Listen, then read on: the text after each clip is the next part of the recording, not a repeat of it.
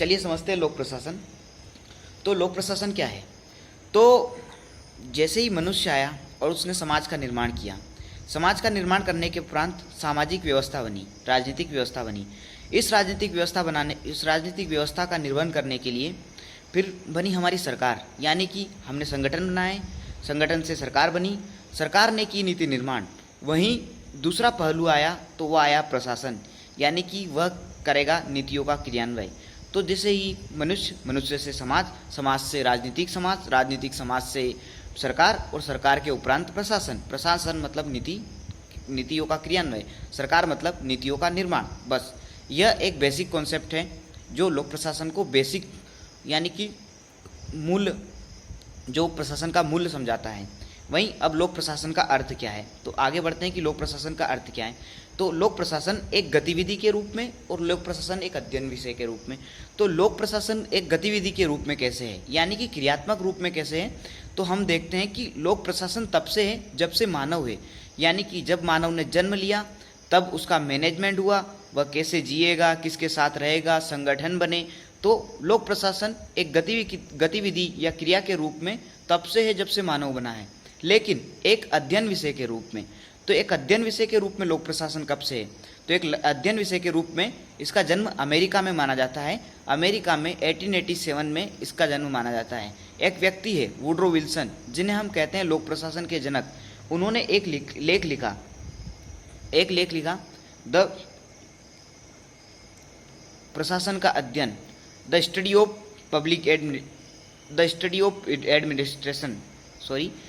Of administration. इन्होंने एक लेख लिखा, वह लेख लिखा था, रात में क्या भाई बंधु आते रहते हैं, तो इन्होंने लेख लिखा, लेख का नाम था द स्टडी ऑफ एडमिनिस्ट्रेशन। इन्होंने ये लेख एक त्रैमासिक पत्रिका में लिखा, उस पत्रिका का नाम था पॉलिटिकल साइंस क्वार्टरली, यानी कि जून 1887 में जो त्रैमासिक पत्रिका अमेरिका में जो छपती है, एक त्रैमासिक पत्रिका है जिसका नाम है पॉलिटिकल साइंस क्वार्टरली, यानी कि राजनीतिक विज्ञान त्रैमासिक, ऐसा हिंदी होगा इसका। तो इसमें उन्होंने एक लेख लिखा, प्रशासन का अध्ययन। इसी के फलस्वरूप आगे लोक प्रशासन का जन्म हुआ।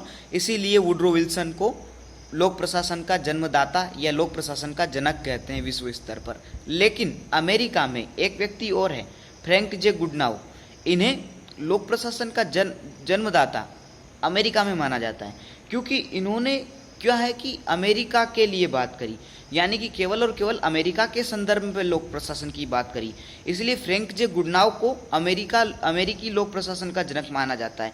तो वहीं महादेव प्रसाद शर्मा को भारतीय लोक प्रशासन का जनक माना जाता है। वह इसलिए क्योंकि उन्होंने अब हमारे देश में बात करी। आगे लोक प्रशासन, अब लोक प्रशासन का परिचय, अर्थ, प्रकृति और क्षेत्र देखेंगे। तो प्रशासन क्या होता है, तो प्रशासन एडमिनिस्ट्रेशन का रूपांतरण है। लैटिन शब्द है एडमिनिस्ट्रायर, एक शब्द है एडमिनिस्ट्रायर, उसका रूपांतरण ये अंग्रेजी शब्द है एडमिनिस्ट्रेशन, ये लैटिन शब्द से निकला है जिसका मतलब है एडमिनिस्ट्रायर और जिसका अर्थ होता है सेवा करना, यानी कि एडमिनिस्ट्रेशन का मतलब होता है सेवा करना। अब प्रशासन का हम बेसिक मतलब समझें तो वांछित उद्देश्यों की प्राप्ति के लिए व्यवस्था या प्रबंध, यानी कि जो हमारे वांछित उद्देश्य हैं उनकी प्राप्ति के लिए जो प्रबंध करना या व्यवस्था करना, यही है लोक प्रशासन, प्रशासन। अब प्रशासन संस्कृत में भी है, हमारे देश में भी तो प्रशासन आया है। क्या चाणक्य ने जो अर्थशास्त्र लिखी वो राजनीति और प्रशासन से संबंधित है, तो क्या हमारे देश में प्रशासन नहीं था? तो प्रशासन प्रारंभ से ही हमारे देश में भी था। तो प्रशासन शब्द संस्कृत के प्रधन शास्त्र, प्र का अर्थ है उत्कृष्ट, सात का मतलब है रीति से शासन, यानी कि प्रशासन प्रसाद शब्द से आया है, उत्कृष्ट रीति से शासन, यानी कि प्रशासन का अर्थ होता है उत्कृष्ट रीति से किया गया शासन ही प्रशासन है। यह संस्कृत शब्द है। और एडमिनिस्ट्रेशन का अर्थ होता है सेवा, एडमिनिस्ट्रायर लैटिन शब्द है। वहीं शब्दकोश के अनुसार, शब्दकोश यानी कि अगर हम इसका अर्थ ढूंढे तो कार्यों का प्रबंधन करना, लोगों की देखभाल करवाना या लोगों से कार्य करवाना, यही है शब्दकोश के अनुसार। और डी मॉक ने एक अच्छी बात बताई है कि प्रशासन सरकार के क्या और कैसे से है, मतलब क्या है और कैसे से है। क्या का मतलब है कि विषय सामग्री क्या है, यानी कि इस लोक प्रशासन विषय की विषय सामग्री क्या है, और कैसे से मतलब प्रबंधन तकनीक क्या है। तो डीमोक ने अच्छी परिभाषा दी है कि प्रशासन का संबंध प्रशासन सरकार के क्या और कैसे से है। अब हम देखते हैं कि प्रशासन के लक्षण क्या है। तो प्रशासन के लक्षण है, तो एक है विशिष्ट उद्देश्य, यानी कि एक विशिष्ट उद्देश्य होता है प्रशासन में जिसके लिए हम सब संगठन के रूप में कार्य करते हैं, तो विशिष्ट उद्देश्य होता है। एक से अधिक व्यक्तियों का सहयोग होता है, यानी कि एक से अधिक व्यक्ति होते हैं उसमें होते हैं संगठन, यानी कि उसमें एक संगठन होता है, तभी तो प्रशासन हो पाएगा। और संगठन में भी संगठन के उद्देश्य व उनके कार्य कर रहे व्यक्तियों के उद्देश्य में पृथकता होती है, यानी कि संगठन में जो व्यक्ति कार्य कर रहे हैं और जो संगठन का उद्देश्य है उनमें पृथकता होती है। यानी कि एक स्कूल का ओवरऑल जो उद्देश्य हो सकता है कि रिजल्ट अच्छा देना, एक संगठन है स्कूल, और स्कूल का जो उद्देश्य है ओवरऑल रिजल्ट अच्छा देना। लेकिन एक टीचर का उद्देश्य ये हो सकता है, यदि वो साइंस टीचर है या यदि वो आर्ट्स टीचर है, तो उसका उद्देश्य हो सकता है कि वह साइंस या आर्ट्स में जो अपना रिजल्ट है वो दे। तो यही है इस बिंदु का मतलब कि संगठन के उद्देश्य व उसके कार्य कर रहे व्यक्तियों के उद्देश्य में पृथकता। और अगला पॉइंट है कि प्रशासन करने वालों के पास प्राधिकार, यानी कि जो प्रशासन कर रहे हैं उनके पास प्राधिकार होना चाहिए, शक्ति नहीं, प्राधिकार होना चाहिए। और बड़े संगठन में क्या है, प्रशासन उपयोगी है। तो ये तो हो गए प्रशासन के लक्षण। लेकिन प्रशासन की विशेषता अगर देखी जाए तो प्रशासन में विशेष उद्देश्य की पूर्ति के लिए कार्य किया जाता है, यानी कि हमारे पास एक विशेष उद्देश्य हो उसकी पूर्ति के लिए कार्य करते हैं। प्रशासन में संगठित होकर कार्य किया जाता है, यानी कि एक संगठन होता है, संगठन ही अगर मिलकर काम कर रहे हैं तो संगठित हो गए। प्रशासन में उद्देश्य की पूर्ति कर किए जाने वाले सभी कार्य सहयोग की भावना से किए जाते हैं, यानी कि जो उद्देश्य की पूर्ति के लिए जो कार्य किए जाते हैं सहयोग, अगर सहयोग नहीं होगा यानी तालमेल नहीं होगा तो उद्देश्य की पूर्ति में बाधा होगी। तो उद्देश्य की पूर्ति के लिए कार्य किए जाते हैं। प्रशासन में कार्य करने वाले अधिकारी व कर्मचारी के पास सत्ता होती है। हाँ भाई, अगर सत्ता नहीं होगी तो वे कार्य कैसे करेंगे। प्रशासन का उद्देश्य प्रशासन में कार्य कर रहे व्यक्तियों के उद्देश्य से भिन्न होता है। तो ये विशेषताएं भी हुई।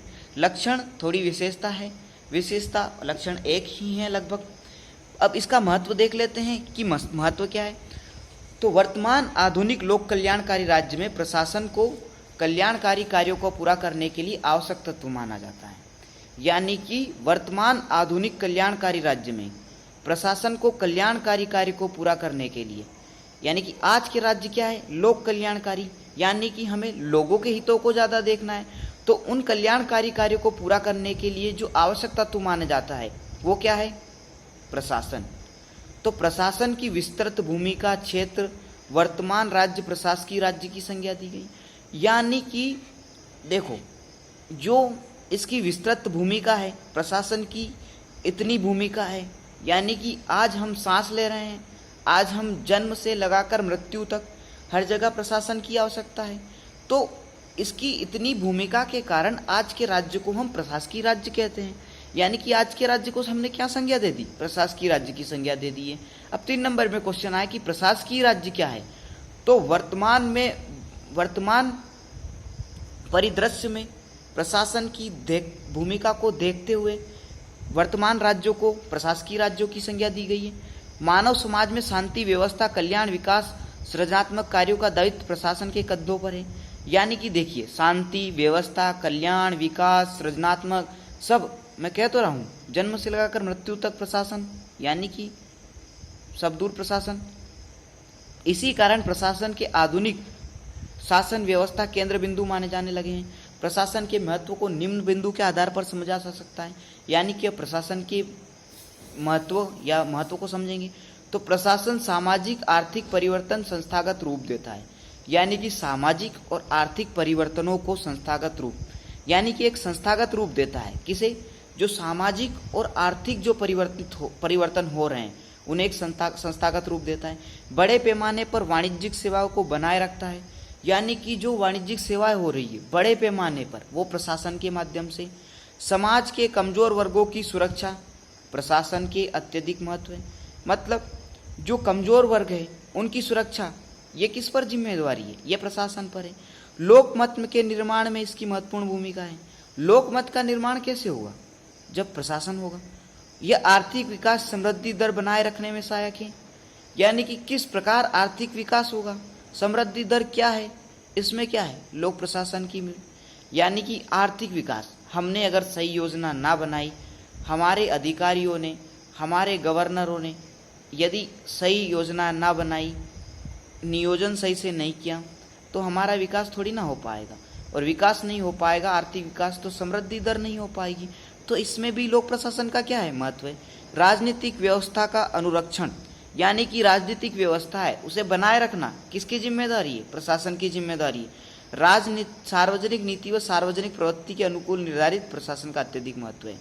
यानी कि जब नीति और राजनीतिक प्रवृत्ति में प्रशासन का बहुत महत्वपूर्ण है, मतलब महत्वपूर्ण हिस्सा है प्रशासन का। अब हम देख लेते हैं कि प्रशासन लक्षण तो देख लिया हमने, अब प्रशासन, वास्तव में प्रशासन देखा है, हमें लोक प्रशासन देखना है, तो हम लोक देख लेते हैं। तो लोक का अर्थ है किसी विशेष भूभाग में रहने वाले लोग या समूह, लोगों का जो समूह है या जन समूह है, यानी कि किसी विशेष भूभाग में रहने वाले जन समूह को क्या कहते हैं? लोक कहते हैं। और लोक का ही अर्थ है, क्योंकि ये एक राज्य है, लोग जहाँ रह रहे हैं वो एक राज्य है और राज्य की प्रतिनिधित्व वहाँ की सरकार करती है। तो लोक का अर्थ क्या हो गया? सरकार। यानी कि लोक का मतलब है सरकार। और लोक प्रशासन का अर्थ क्या होगा? और प्रशासन का अर्थ तो हम समझ ही गए हैं कि वांछित उद्देश्यों की प्राप्ति के लिए जो कार्य किए जाए वो प्रशासन है। और लोक का अर्थ हो गया है कि सरकार, यानी कि सरकार जो उद्देश्य की प्राप्ति के लिए कार्य करे। यह बेसिक अर्थ हो गया, लेकिन हमें अर्थ समझना है। तो लोक प्रशासन, तो जल कल्याण के उद्देश्य से सार्वजनिक कार्यों को प्रबंधित करना, यानी कि जल कल्याण के उद्देश्य के लिए जो सार्वजनिक कार्यों को प्रबंधित करते हैं वो क्या होता है? वो होते हैं लोक प्रशासन। और जन कल्याण के उद्देश्य कौन करता है? जल कल्याण कौन करता है? वह करता है सरकार। तो ये हो गया लोक प्रशासन। देखिए, अब एक परिभाषा, एक व्यक्ति वुड्रो विल्सन, ये जनक है, इसलिए इनके अनुसार देख लेते हैं। तो लोक प्रशासन कानून के विस्तृत तथा व्यवस्थित प्रयोग का दूसरा नाम है। यानी कि लोक प्रशासन क्या है? कानून का विस्तृत और व्यवस्थित प्रयोग। यानी कि हम कानून कैसे, विस्तृत रूप है कानून का, और कैसे इस कानून का प्रयोग करेंगे, इसका दूसरा नाम है। और कानून को विशिष्ट रूप से लागू करने की प्रत्येक क्रिया प्रशासनिक क्रिया है। यानी कि लोक प्रशासन कानून के विस्तृत तथा व्यवस्थित प्रयोग का दूसरा नाम है। कानून को विशिष्ट रूप से लागू करने की प्रत्येक क्रिया प्रशासकीय क्रिया है। अब देखते हैं प्रशासन और लोक प्रशासन। तो प्रशासन क्या है? प्रशासन है व्यापक अवधारणा है। यानी कि प्रशासन एक व्यापक अवधारणा है और लोक प्रशासन एक संकुचित अवधारणा है। प्रशासन एक व्यापक अवधारणा क्यों है? प्रशासन एक व्यापक अवधारणा इसलिए है क्योंकि हम इसमें निजी प्रशासन भी पढ़ते हैं, घर का प्रशासन भी पढ़ सकते हैं, स्कूल का प्रशासन भी पढ़ सकते हैं। लेकिन लोक प्रशासन मतलब लोक प्रशासन, जहाँ सरकार होगी, जहाँ जन कल्याण की बात होगी, केवल वो प्रशासन। तो प्रशासन एक व्यापक अवधारणा है, वहीं लोक प्रशासन एक संकुचित अवधारणा है। इसका एक स्वरूप है, तो लोक प्रशासन का दोहरा स्वरूप है। बस इतना अर्थ है प्रशासन और लोक प्रशासन में। अब देख लेते हैं सरकार और प्रशासन में क्या अंतर है। तो सरकार निर्वाचित प्रतिनिधित्व और सरकार जो है निर्वाचित प्रतिनिधियों का समूह है और वो कानून और नीतियों का क्या करता है? निर्माण करता है। तो वहीं प्रशासन क्या करता है? प्रशासन जो है चयनित अधिकारियों का क्रियान्वयन करता है। यानी कि चयनित अधिकारी किस प्रकार कार्य कर रहे हैं, किस प्रकार क्रिया कर रहे हैं, वो देखो। सरकार और प्रशासन में महत्वपूर्ण अंतर ये है कि सरकारें आती जाती रहती है। अगर सरकारें आती जाती रही तो कोई बात नहीं, 5 साल में सरकार आएगी और जाएगी, यही लोकतंत्र है। लेकिन प्रशासन अगर एक बार चला गया, प्रशासन अगर एक सेकंड सोच, अगर 2 मिनट भी रुक जाए तो शायद समाज में या राज्य में अराजकता फैल सकती है। तो लोक प्रशासन यानी कि प्रशासन बहुत ही महत्वपूर्ण है। सरकार और शासन में क्या अंतर है? तो सरकार लोगों का समूह है जो किसी देश पर शासन करते हैं, लेकिन सरकार क्या है?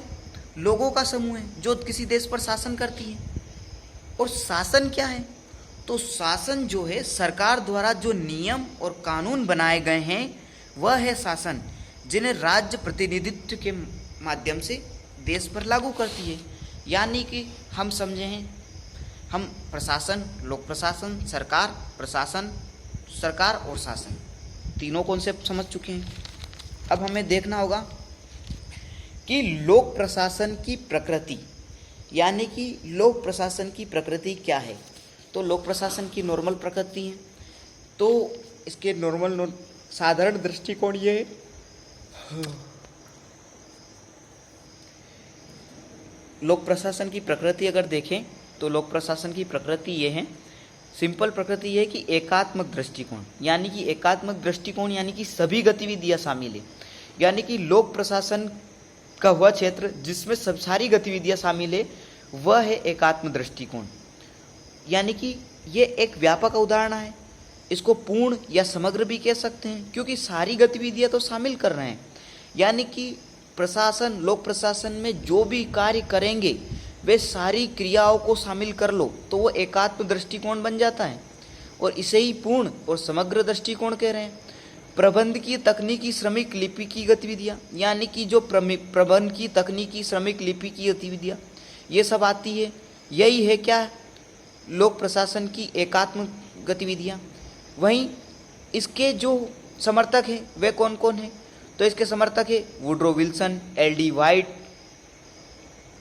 एम. वाक्स, फिफ्नर, यानी कि ये व्यक्ति इस दृष्टिकोण के समर्थक है। वहीं प्रबंधकीय दृष्टिकोण क्या है? तो प्रबंधकीय दृष्टिकोण केवल क्या है? प्रबंधन करना, यानी कि हमें कार्यों का केवल मैनेज करना है और कुछ नहीं करना। तो ये तो संकुचित दृष्टिकोण हो गया ना, कि केवल क्या कर रहे हैं? प्रबंधन कर रहे हैं, इसलिए संकुचित दृष्टिकोण हो गया है। तो प्रबंधकीय दृष्टिकोण में ही पोस्कोप गतिविधियां आती है। लूथर, गुलिक और साइमन इसके क्या है? समर्थक है। लेकिन हमें जो है लोक प्रशासन की प्रकृति है बहुत गहरे तौर पर देखनी है। तो गहरे तौर पर देखनी है तो इसे दो तरीके से देखेंगे, एक प्रक्रिया के रूप में और एक विषय के रूप में। तो प्रक्रिया के रूप में हम देखेंगे तो इसका विश्लेषण करेंगे, एक प्रक्रिया के रूप में लोक प्रशासन कैसा है। तो प्रक्रिया के रूप में यह तब से है जब से मानव सभ्यता है, यानी कि जब से मानव ने सामूहिक जीवन व्यतीत किया या सामूहिक जीवन जीना शुरू किया तब से एक प्रक्रिया के रूप में है। और लोकहित पूर्ति की दृष्टिकोण से इसमें समस्त क्रियाओं को शामिल किया जाता है, यानी कि जो भी लोकहित के लिए जो क्रिया की जा रही है उन समस्त क्रिया को शामिल किया जाता है। तो एक प्रक्रिया के रूप में लोक प्रशासन को दो भागों में फिर बांट दिया गया है, प्रबंधकीय और एकीकृत। प्रबंधकीय दृष्टिकोण यानी कि संकुचित दृष्टिकोण, साइमन और थॉमसन और गुलिक इसके क्या है? समर्थक है। वो यही कहता है कि केवल प्रबंधन से संबंधित है, यानी कि प्रबंधन से संबंधित है वह है प्रबंधकीय गतिविधियां। और एकीकृत यानी कि व्यापक दृष्टिकोण जो कि कैसे संबंधित है? जो है सारे कार्यों से, जिसमें समस्त क्रियाएं की जाए, वो व्यापक दृष्टिकोण है। एल.डी. वाइट और डिमोक जैसे विद्वान इसके समर्थक है। यानी कि हमने देखा कि क्रिया के रूप में, मतलब एक क्रिया प्रक्रिया के रूप में लोक प्रशासन प्रबंधकीय और एकीकृत है। वहीं अब इसे एक विषय के रूप में देखना है कि एक विषय के रूप में लोक प्रशासन क्या है। तो एक विषय के रूप में इसका इतिहास जो है बहुत गहरा नहीं है, यानी कि बहुत पुराना नहीं है। कब का है? तो 1887 का है। क्यों? प्रशासन का अध्ययन फ्रैंक जे गुडनाव, वुड्रो विल्सन। तो यानी कि इसका एक विषय के रूप में कब से आया है लोक प्रशासन? तो एक विषय के रूप में लोक प्रशासन आया है 1887 से। तो हम एक विषय के रूप में देखें कि लोक प्रशासन एक कला है या लोक प्रशासन एक विज्ञान है। मैं पहले कला का अर्थ समझा देता हूँ, फिर विज्ञान का अर्थ समझा देता हूँ। चलो एक एक करके ही देख लेते हैं। तो लोक प्रशासन एक कला है और कला का अर्थ है कि व्यवस्थित अभ्यास के माध्यम से जो कौशल विकसित किया जाए वो होता है कला। यानी कि कला क्या है, हम अभ्यास करते हैं और एक कौशल विकसित कर लेते हैं, तो वो होती है कला। तो लोक प्रशासन के अनेक विद्वानों ने किस बात पर बल दिया है, उन्होंने इस बात पर बल दिया है कि लोक प्रशासन क्या है, एक कला है। अब ये एक कला है या नहीं है, तो इसके संबंध में निम्नलिखित तर्क हैं कि लोक प्रशासन एक कला है। तो इसमें एक है कि सर्वमान्य सिद्धांत, तो प्रत्येक कला में एक सर्वमान्य सिद्धांत या समान लोक प्रशासन भी सर्वमान्य सिद्धांत होते हैं। जैसे सर्वमान्य सिद्धांत होते हैं कला में, वैसे ही लोक प्रशासन में भी सर्वमान्य सिद्धांत होते हैं। अभ्यास की आवश्यकता, जैसे किसी कौशल को सीखने के लिए अभ्यास की आवश्यकता होती है ना, वैसे ही अनुभवी प्रशिक्षणों के माध्यम से हम यानी कि प्रशिक्षण लेंगे, तभी हम में भी क्या होगा, प्रशासन विकसित होगा। इसीलिए आईएएस और डिप्टी कलेक्टर की ट्रेनिंग करवाई जाती है, यानी कि जो अधिकारी जो प्रशासन में जाते हैं उन सबकी ट्रेनिंग करवाई जाती है। विशेष रुचि और गुण, यानी कि लोक प्रशासन में जैसे कला में विशेष रुचि और गुण होना आवश्यक है ना, वैसे ही लोक प्रशासन में भी कला और रुचि ये विशेष गुण होने आवश्यक है। विकास की प्रक्रिया, कला धीरे धीरे क्रमिक रूप से बढ़ती है, धीरे धीरे विकास करती है, वैसे ही हमारा प्रशासन भी है। परिवर्तनशीलता, कला में उसकी पद्धतियों में समय के अनुरूप परिवर्तन आता है, उसी प्रकार लोक प्रशासन में भी परिवर्तन आता है। तो परिवर्तनशीलता भी एक क्या है, कला है। अब देखते हैं माध्यम या साधन। तो साधन जैसे हमें बोलने के लिए या संगीत के लिए जो माध्यम है वो स्वर है, वैसे ही लोक प्रशासन या प्रशासन का प्रमुख साधन क्या है, संगठन। यानी कि संगठन होगा तभी प्रशासन होगा। वो कहते हैं ना, एक अकेला चना छोड़ो। उपरोक्त बिंदु के आधार पर सिद्ध, यानी कि अब हम निष्कर्ष अगर लिखें या क्वेश्चन आ गया कि एक कला के रूप में, तो एक उपरोक्त बिंदु प्रशासन को कला सिद्ध करते हुए, क्योंकि जो भी ऊपर बिंदु पड़ी है हमने